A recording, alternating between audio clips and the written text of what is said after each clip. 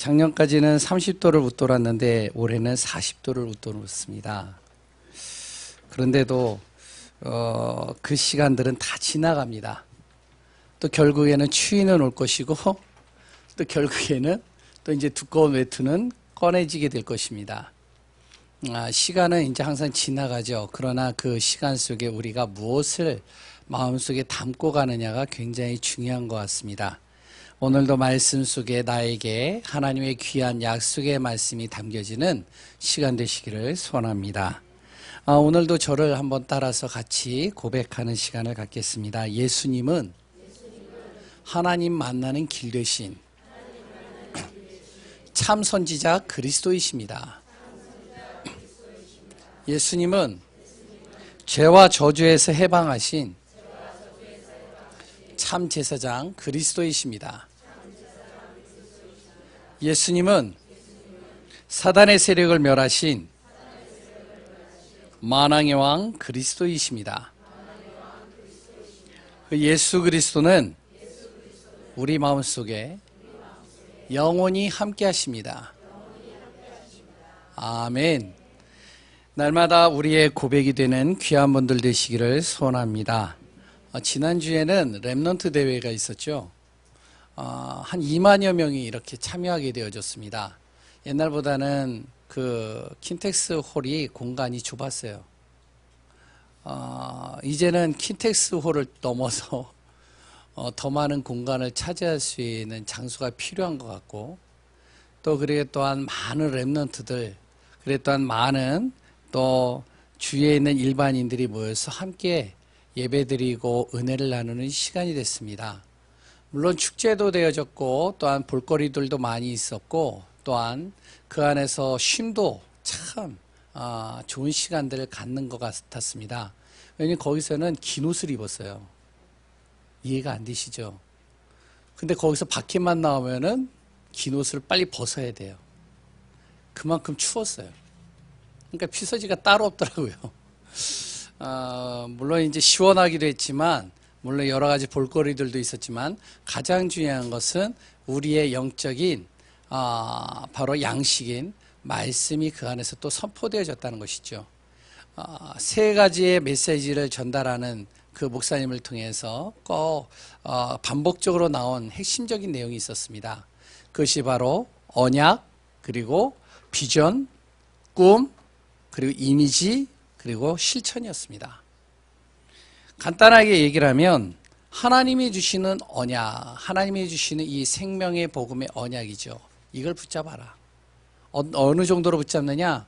나의 하나님이 주신 그 말씀의 언약이 나의 비전이 될 정도로, 그 비전이 될 정도로 잡은 것을 가지고 꿈을 그리라는 겁니다. 우리가 꿈을 그릴 때는 어떻게 그리죠? 나의 장점과 나의 여러 가지 환경과 여건을 가지고 또한 내 자녀의 여러 가지 모습들을 보면서 꿈을 그리죠. 그런데 하나님의 자녀는 하나님이 주시는 약속의 언약 잡고 그것을 비전으로 삼고 그것을 가지고 꿈을 그리라는 거예요. 그 꿈을 그리다 보면 이 속에서 내 안에 어떻게 이것을 이룰 것인지를 항상 생각하게 됩니다. 여기서 이제 자그마한 실천들이 나오는 것이죠. 그 실천들을 하나하나 하다 보니까 어떻게 되어져 있냐면 내 자신이 주님의 나라와 뜻을 이룰 복음의 서밋으로, 또한 하나님의 나라를 이루는 참된 증인으로 서 있는 모습을 보게 된다는 것입니다. 이 5가지의 단어를 꼭 마음에 새기라는 거예요. 그것을 영어로 쓰긴 했는데 우리가 한번 또 말씀을 기회가 되시면 들어보시고 그 말씀을 나의 것으로 삼는 시간들 되시기를 소원합니다. 요셉이라는 한 인물이 있었죠. 그 인물에게, 요셉이라는 사람에게 하나님께서 언약의 말씀을 줬어요. 요셉은 11번째 아들입니다. 야곱의. 엄마가 일찍 돌아가셨어요. 그리고 또한 배다른 형제들로부터 여러 가지 힘든 시간들을 보냈습니다. 그 요셉에게 하나님이 약속의 말씀을 주신 거예요. 이 언약을 그냥 지나칠 수도 있었는데 요셉은 그 언약을, 약속의 말씀을 비전으로 삼은 거예요. 그 비전으로 삼는 것을 꿈으로 그린 겁니다. 하나님이 이 말씀을 어떻게 이루가실까 항상 마음속에 새긴 것이죠. 그런 가운데서 이제 하루하루를 이제 하나님이 이뤄 가실 것을 날마다 마음에 새기는데 문제가 오기 시작한 거예요. 형들의 시기로 인해서 노예로 팔려갑니다. 노예로 팔려간 정도가 아니라 거기에서 또한 억울한 일을 당해 또한 감옥에 갇히게 됩니다. 여러 가지 힘든 상황들을 겪죠. 거기에서 이 요셉은요, 이 하나님이 해주신 언약을 항상 마음에 품고 여기에서 내가 할 수 있는 것이 무엇일까를 찾아내는 거예요. 그래서 작은 실천을 하는 것이죠. 노예 생활을 할 때는 거기에서 맞는 작은 실천, 최선을 다하면서요, 자기에게 맡겨진 일을 하는 겁니다. 감옥에 가서는 거기에서 작은 실천, 이 속에서 자신이 할 수 있는 것을 최대한 정말로 섬기면서 거기서 일을 하는 겁니다. 결국에 하나님이 어떻게 하셨느냐, 요셉을요 총리의 자리에 앉히신 거예요. 자기도 몰랐죠. 아무도 몰랐습니다. 그런데 그 요셉을 통해서 총리의 자리를 앉힌 그 이유가 응답이 아니라 하나님의 그 언약을 이루는 축복의 통로였어요. 결국에는요 가족 살리고요, 결국에는요 그 나라 살리고요, 모든 것 다 살려버린 겁니다. 이것이 바로 이번 렘넌트 데이에서 주신 5가지의 귀한 중요한 단어들이었습니다. 우리 귀한 분들이 이 말씀을 잡고 인도받는 귀한 렘넌트요 증인들 되시기를 소원합니다. 렘넌트와 성경의 인물이요, 어려움과 문제를 어떻게 응답과 승리로 바꿨을까요? 그것은 바로 하나님께서 주시는 이 5가지의 단어를 항상 마음에 품었기 때문에 그렇습니다. 지금 시대의 가장 큰 문제가 뭐죠? 어떤 사람은요 전쟁, 그래 또한 기근, 재앙, 그래 또한 심지어는 여러 가지 질병들, 심지어는 청소년의 문제, 가정의 문제, 여러 가지들을 댈 수 있습니다. 또한 여러 가지 사건들을 통해서 지금 당하고 있는 문제들이 가장 큰 문제라고 얘기하는 사람들도 있습니다. 뭐 동성연애, 뭐 여러 가지 문제들이 있거든요. 근데 진짜 가장 큰 문제는 무엇인지 아세요? 하나님의 자녀가 하나님의 언약을 제대로 붙잡지 못하고 알지 못한다는 겁니다. 이것이 진짜 가장 큰 문제예요. 여러 가지 문제는 올 수 있지만 그 문제를 해결할 수 있는, 그 문제를 정말로 응답으로 축복으로 바꿀 수 있는, 하나님의 나라로 바꿀 수 있는 하나님의 자녀가 하나님이 주신 언약을 놓치고 있다는 거예요. 그럼 어떻게 되느냐? 소돔과 고모라처럼 되는 겁니다. 소돔과 고모라가 왜 망했죠? 거기에 많은 죄악을 가진 악한 사람들이, 그래 또한 하나님을 모르는 사람이 많아서 망한 것이 아니에요. 의인 10명이 없어서 망한 겁니다. 복음의 언약을 붙잡은 그 10명이 없어서 무너진 거예요. 그렇기 때문에요, 정말로 하나님의 자녀가 하나님의 언약을 제대로 모르는 것이 이 땅의 가장 큰 문제란 것이죠. 성경의 인물들이 이 언약을 잡았어요. 지금 시대도요, 이 언약을 붙잡고 제대로 전달하기를 하나님이 원하십니다. 이것을 제대로 붙잡지 못하고 전달하지 못하면 어떻게 되냐? 가장 큰 문제가 닥칠 수밖에 없어요. 우리 교회가 이 복음을 붙잡고 정말로 이 지역뿐만 아니라 이 시대에 참된 복음을 전달할 수 있는 하나님의 이 언약을 붙잡는 믿음의 교회요, 귀한 성도님들이 되어지시기를 소원합니다. 그래서 오늘도 주시는 하나님의 언약을 붙잡고 이 복음의 언약을 통해서 귀하게 쓰임받는 한 분 한 분들 되시기를 바랍니다. 오늘 본문의 내용이죠. 본문을 통해서 오늘을 보면은 사도행전 26장이에요. 복음의 언약 안에서 쓰임받은 바울이 나오게 되어집니다. 이 바울이 하나님 앞에 쓰임받은 그 비밀, 그 언약, 그 기도 제목이 나의 것이 되어지시기를 소원합니다. 바울은요, 이제 많은 사역들을 마무리하고 이제 바로 로마인에게 잡히게 되어졌죠. 그래서 이제 감옥에 갇히게 된 겁니다. 그러면서 그 감옥에 갇히는 가운데 벨릭스라는 총독을 만나게 되고 2년 동안 만나는 가운데서 벨릭스에게 계속 복음을 전했어요. 벨릭스가 이제 물러나고 이제 베스도라는 총독이 들어섰어요. 베스도 총독은 벨릭스와 좀 다르게 선한 사람이었습니다. 좀 어느 정도의, 그러니까 객관성도 있고요. 그랬단 좀 선한 이렇게 정치를 피는 사람이에요.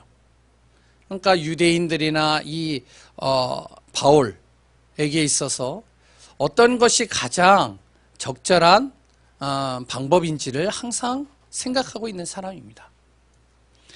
그런데 이제 이 베스도의 뜻대로 안 되니까요. 거기에 이제 누가 왔느냐면 아그리파 왕이 온 거예요. 그 유대를 통치하는 왕이죠. 그러니까 그 왕이 와서요. 또 이제 그 왕하고 상담을 하는 겁니다.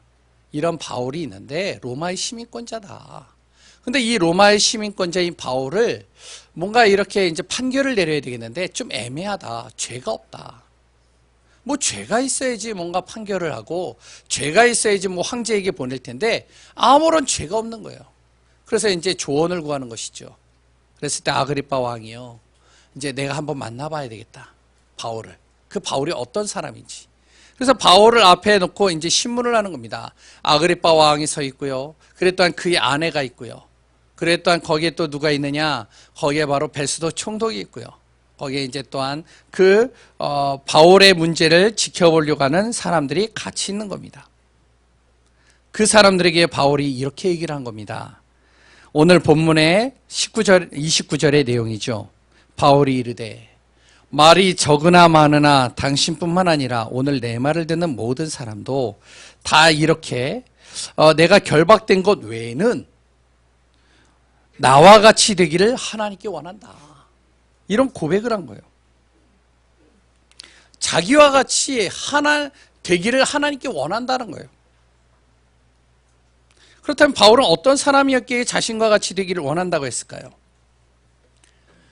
바울은요, 세상 사람들과 가치가 달랐습니다. 세상 사람들의 가치와 가치 기준과 바울의 가치 기준이 다른 거예요.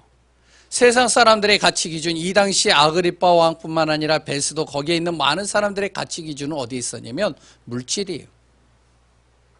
그랬던 성공입니다. 그랬던 육신의 행복이에요. 자신에게 육신의 행복이 주어지는 것이라면 정말로 거기에 자신의 인생을 올인할 정도로 육신의 것에 방향 맞추고 있는 사람들이에요. 그런 세상 사람들의 가치 기준을 가지고 바울을 보니까 이해가 안 되는 것이죠. 바울의 가치 기준은 어디에 있었냐면 바로 바울은요, 갈라디아 6장 8절에서처럼 하나님이 주신 것에 가치를 두고 있었어요. 그 하나님이 주신 것이 무엇이냐? 그게 바로 복음의 언약입니다.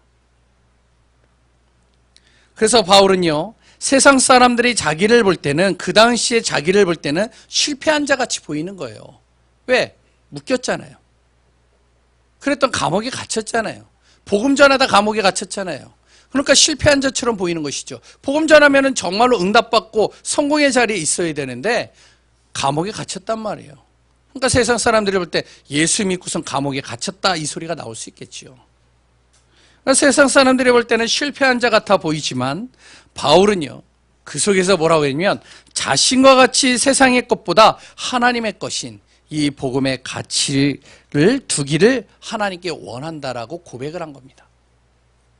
이런 고백은요, 쉽게 할 수 있는 게 아닙니다. 하나님께서 바울을요, 복음의 사람으로 바꿨기 때문에 가능한 거예요. 바울도 예전에는 그 세상의 가치를 둔 사람들의 그 가치 기준이 중요한 줄 알고 성공을 위해서 달려갔던 사람이에요. 응답을 위해서 달려갔던 사람입니다. 그런데 이 바울을 하나님이 바꿔버리신 거예요. 어떤 사람으로요? 복음의 사람으로요. 그래서 첫 번째, 바울 자신은요, 복음의 사람으로 쓰임받게 되어진 겁니다. 그러면서 바울은 거기에 있는 함께하는 모든 사람들이 복음의 사람이 되기를 원한 거예요. 오늘 여기에 계시는 모든 분들이 복음의 사람 되시기를 소원합니다. 이 바울은요, 복음을 생각하면 행복한 거예요. 돈이 있어서 행복한 게 아니라, 육신적인 만족을 누려서 행복한 것이 아니라, 자신의 기준과 생각대로 되어져서 행복한 것이 아니라 복음을 생각할 때마다 행복한 거예요. 이 복음을 말할 때마다 힘이 나는 겁니다. 그러니까 자신 있게 힘 있게 얘기하는 거예요. 그 상황에서도요. 다시 말해요, 복음을 사실적으로 믿은 사람이었죠. 원래 바울은요, 이런 사람이 아니었어요. 오늘 사도행전 26장 4절을 쭉 읽어보시면요, 복음 믿기 전에 바울의 모습이 나옵니다. 바울은요, 자신의 힘으로 하나님께 영광 돌리고 하나님을 섬기려고 했어요. 그리고 여기에 애쓴 사람입니다. 그리고 자신의 힘으로 뭔가를 성취하고 응답받으려고 했던 사람이죠. 가장 엄격한 파인 바리새인 파에 속해서요, 바리새인 생활을 한 겁니다. 바리새인들이 어떤지 아세요? 바리새인들은요, 굉장히 금욕적입니다. 명예를 중요하게 여기지를 않아요. 성공을 중요하게 여기지 않는다니까요. 이 바리새인들이 어떻게 하면 이 말씀을 따라갈까를 항상 몸부림친 사람들이에요. 그러니까 율법으로 완전히 무장되어져 있는 사람들이죠. 이런 생활을 했던 사람이 바울입니다. 그리고 또한 바울은요, 자기의 힘을 가지고 하나님의 영광에 방해되어지는 것을 어떻게 하면 타협도 안 할 뿐만 아니라 그것을 철저하게 막은 사람입니다. 이 당시에 예수 믿는 사람들이 있었죠. 그 예수 믿는 사람들을 자기의 기준, 자기의 생각으로 볼 때는 하나님의 영광을 막는 사람이라고 본 거예요. 그러니까 어떻게 해요? 바로 예수 믿는 사람들을 옥에 가두기도 하고요. 죽일 때는요, 정말로 거기에 찬성 투표를 내기도 하고요. 그리고 또한 여러 가지 형벌도 가하고요. 강제로 모욕도 하고요. 그리고 또 외국에서까지 가가지고 이들을 박해까지 했던 사람입니다. 그게 오늘 26장 4절 쭉 읽어보시면 나오거든요. 바울이 자기가 이런 사람이었다. 그 아그리빠 왕에게 얘기를 하는 거예요. 이런 내가 복음을 믿게 됐다는 것입니다.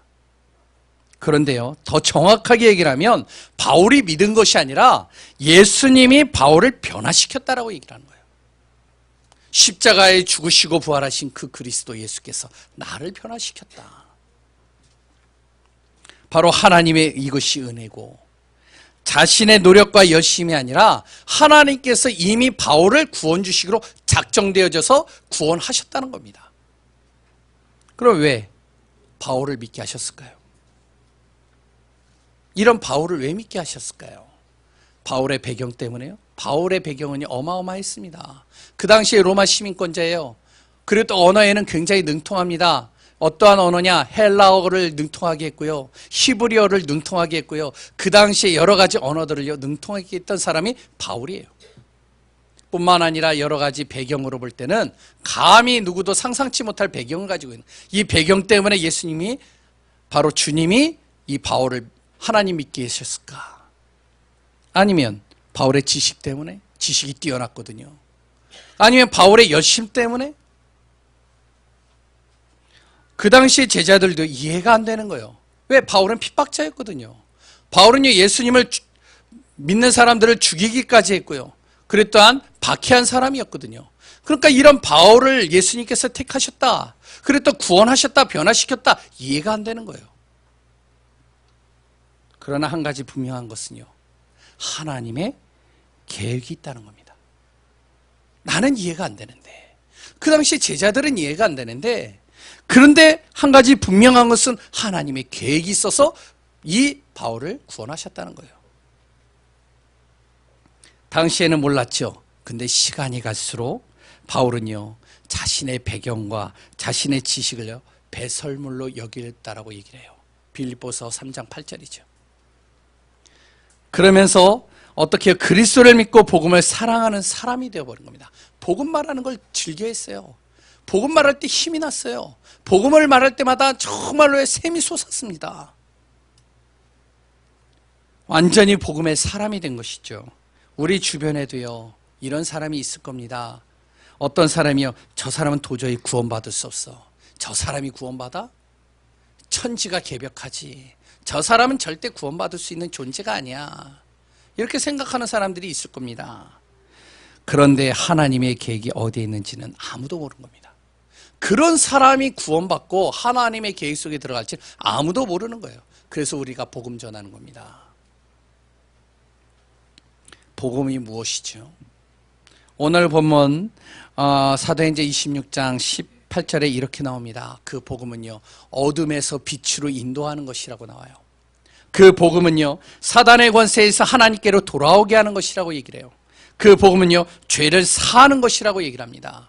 그 복음은요, 주님을 믿어 거룩하게 되는 것이라고 얘기를 해요. 그 복음은요, 정말로 모든 무리 가운데 하나님이 주시는 기업을 얻는 것이라고 얘기를 하고 있습니다. 그 복음이 뭐냐? 그리스도 대신 예수님입니다. 이 사실을 믿고 복음의 사람이 된 사람이 바로 바울인 것입니다.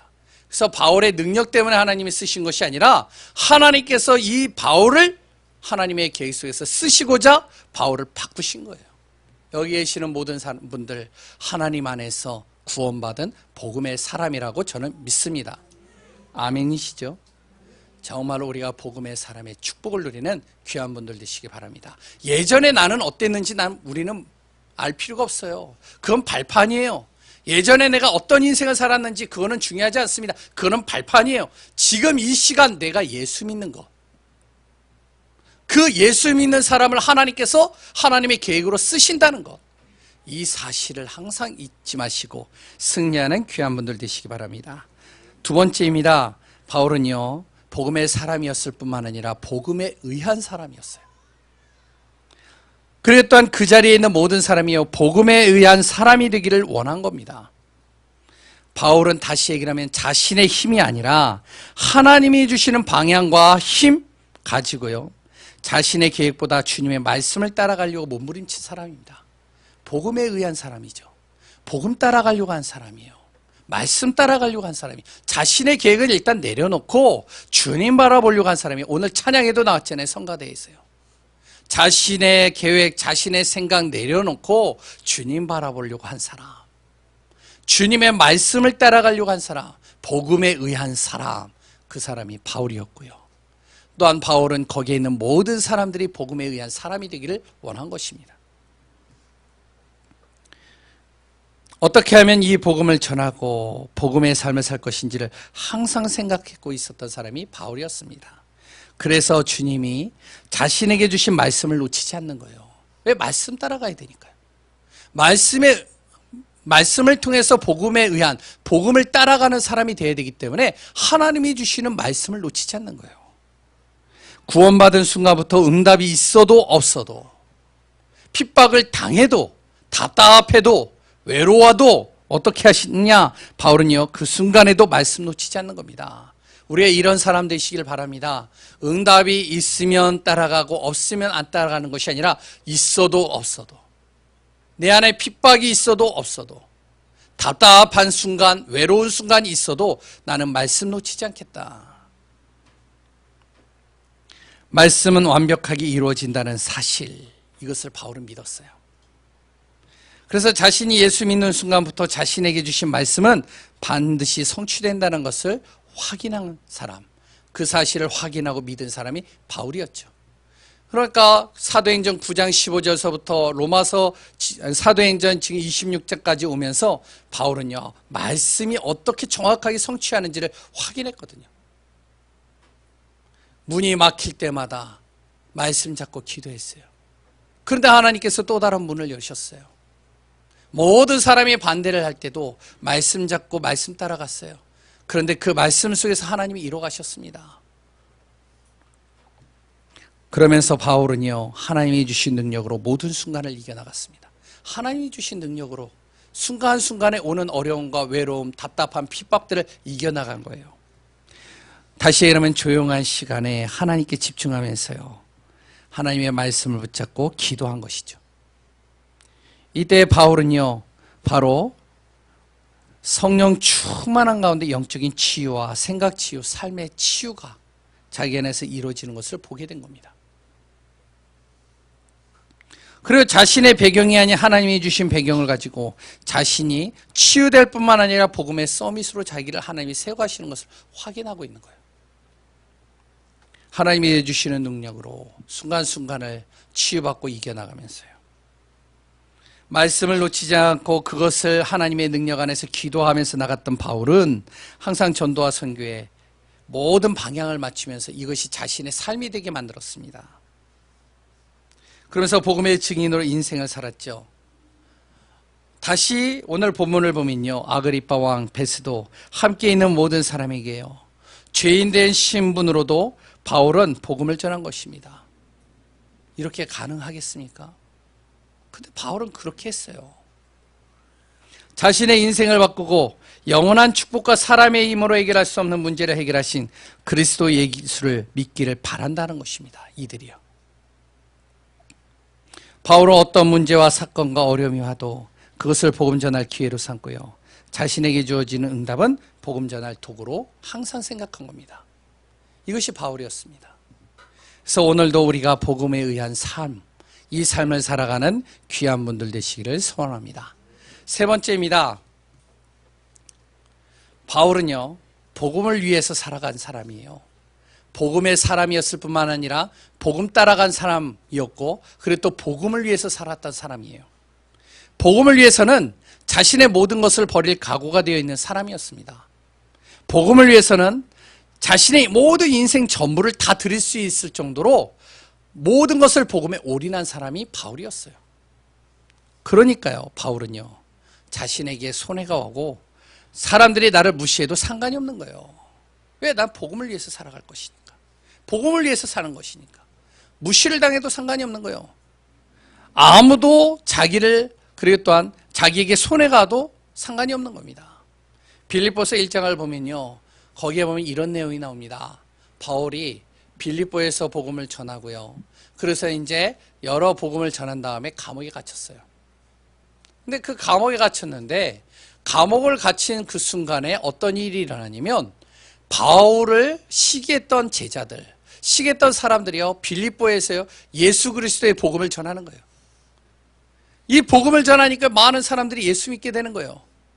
그래서 바울을 시기했던 사람들이요, 그래서 이제 그 빌립보에 있는 그 바울의 제자들이 글을 적어가지고 이 바울에게 보내는 겁니다.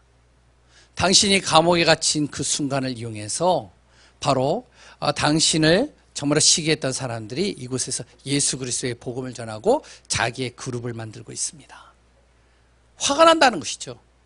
바울이 그 이방 나라에 가가지고 터를 다 닦아놓고 교회를 세워놓고 말씀 운동을 펴놓고서 어느 정도의 제자를 세워놓은 그 상황 속에서 이제 바울이 감옥에 갇히자마자 어떻게 하면 그 틈을 이용해가지고 시기하는 사람들이 와가지고요, 그 사람들을 자기의 그룹으로 이렇게 끌어당기고 그들을 통해서 이제 복음 운동을 하는 거예요. 그래서 이제 막 화가 난다고 막 글을 적어가지고 보낸 거예요. 거기에 빌립보에 있는 제자들이요. 바울이 그 글을 딱 읽은 겁니다. 빌립보서를 혹시 읽어보신 분들 아시겠죠? 쭉 읽으면서 뭐라고 했냐? 어떻게 하든 나는 복음 전해지니까 이게 감사하다. 누구 파 중요하지 않다. 바울파, 게바파, 아볼로파 중요하지 않다. 나는 이것을 통해서 이 그리스도의 복음이 전달되는 것, 이것이 나는 기쁘다. 너무 감사하다. 내가 감옥에 있어서 복음 전하지 못하는 여기에 복음 전해지니까 너무 감사하다. 손해를 당하고요, 무시를 당한 바울, 그런데요, 복음을 전하는 그것이요, 너무나도 행복하니까. 그러니까 상관이 없는 거예요. 자기는 복음을 위해서 산 사람이죠. 완전히. 우리 귀한 분들이 그렇게 되어지기를 소원합니다. 내가 정말로 복음을 전했어요. 저 사람이 복음을 듣고 제자가 됐어요. 그런데 그 제자가 된 사람을요, 정말로 내가 복음을 전해서 제자로 세웠는데 다른 사람이 그 사람하고요 연결이 되어가지고 다른 사역을 하는 거예요.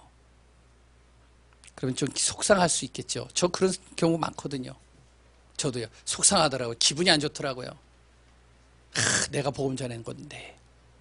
그런데요, 바울은 그러지 않았어요.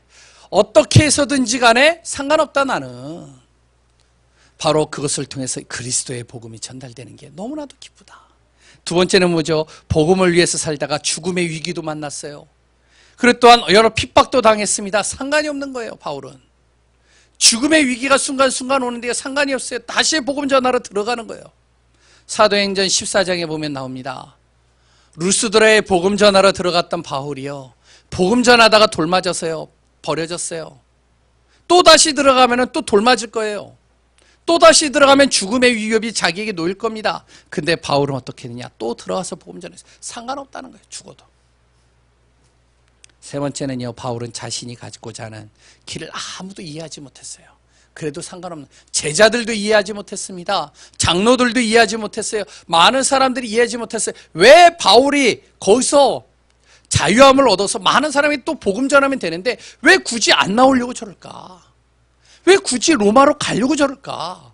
왜 죽음을 자초할까? 이해가 되지 않는 거예요. 근데요, 바울은 아무도 이해하지 않아도 상관이 없는 겁니다. 왜? 자기는 복음을 위해서 저 황제에게 복음 전해야 되니까. 아무도 전하지 못하는 이 복음을 저 로마 황제에게 복음 전해야 되기 때문에 가는 거예요. 반드시 하나님은 이 모든 것을 어떻게 하시냐?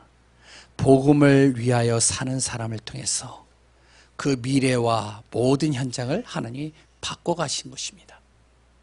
당장은 이해가 되지 않고 당장은 손해인 것 같고 당장은 죽음의 위협인 것 같은데 결국에는 하나님이 어떻게 하셨느냐, 그 죽음의 위협을 응답으로 바꿨고 도저히 이해가 되지 않는 그 현장을 미래에는 하나님께서 복음으로 완전히 그 현장을 바꿔버린 겁니다. 바울이 죽은 이후 어떻게 되어졌죠? 유대인은 망해버렸어요. 그런데 복음으로 세웠던 그 제자들을 통해서 어떻게 됐냐? 로마를 복음화 시켜버렸습니다. 323년에요. 공식적으로 복음을 선포하게 하고요. 모든 다신, 그러니까 이제 모든 우상들을 다 무너뜨리고요. 오직 그리스도 예수를 믿는 복음의 정말로 나라로 하나님께서 바꿔버리신 겁니다. 우리 교육자도 마찬가지고요. 중직자, 렘넌트, 성도들도 마찬가지입니다. 복음을 위하여 사는 귀한 분들 되시기를 소원합니다. 어떻게 해요? 교육자는 교육자의 자리에서, 중직자는 중직자의 자리에서, 렘넌트는 렘넌트의 자리에서, 성도는 성도의 자리에서 복음을 위해서 사는 겁니다.